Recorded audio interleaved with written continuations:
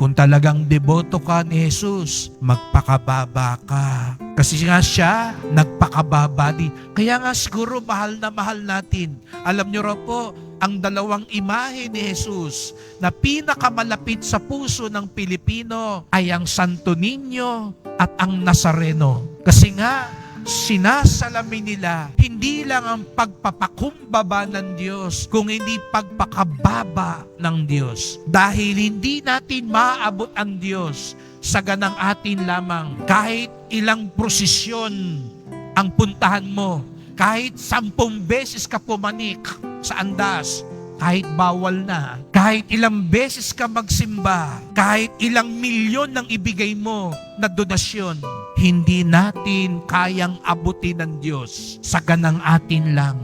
Buti na lang, bumaba ang Diyos.